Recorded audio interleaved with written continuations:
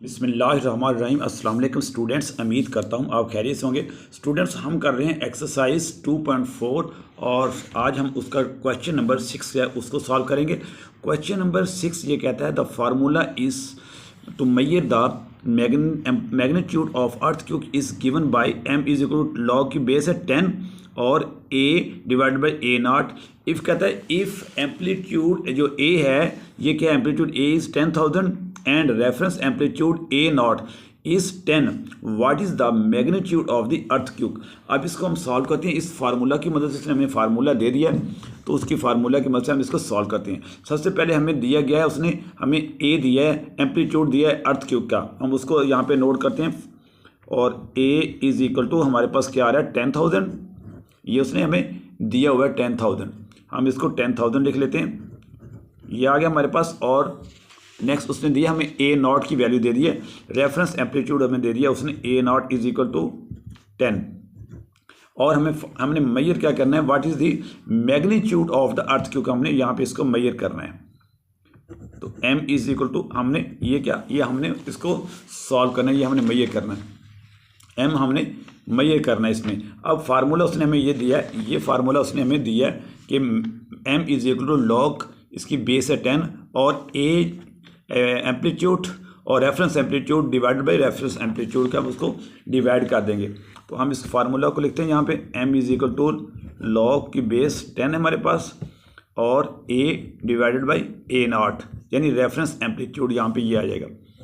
इसको हम अब जो गिवन हमें वैल्यूज दी गई उसको इसमें पुट करते हैं।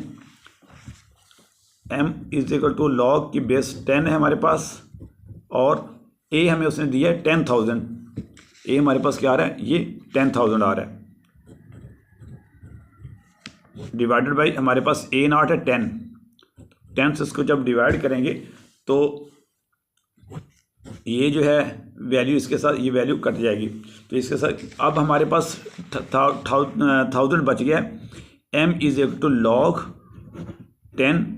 अब हम इस 1000 को जो है 1000 को इसको हम फैक्टराइज कर लेंगे, फैक्टराइज किया तो 10 और 100 आ गया। अब हम 10 को 100 से करें तो ये हमारे पास इस तरह से 10 की पावर 3 हमारे पास ये इसकी वैल्यू आ जाएगी, 10 की पावर 3 यानी 1 2 3, 10 मल्टीप्लाई बाई 10 100 और इसको 10 से फर्दर 100 को किया तो हमारे पास 1000 आ गया, तो इसको हम 10 की पावर 3 लिख लेंगे यहाँ पे।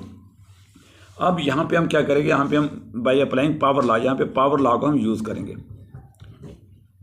पावर लॉ को हम यहाँ पे हमने यूज़ किया तो ये जो पावर लॉ क्या कहता है कि जो अगर बेस लॉग के ऊपर आ रही है तो पावर लॉ के यूज़ करने से वो लॉ के शुरू में आ जाएगी, या अगर शुरू में आ जाए तो वो लॉ के वैल्यू के ऊपर आ जाएगी।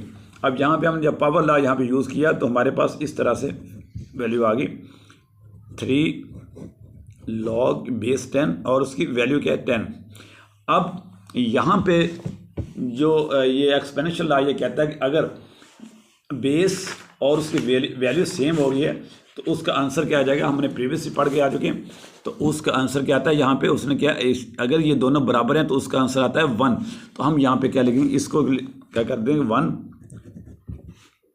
3 मल्टीप्लाई बाई 1। तो हमारे पास मैग्नीट्यूड ऑफ अर्थ क्यूब क्या आ गया, what is the magnitude of earthquake is हमारे पास m आ गया, मैग्नीट्यूड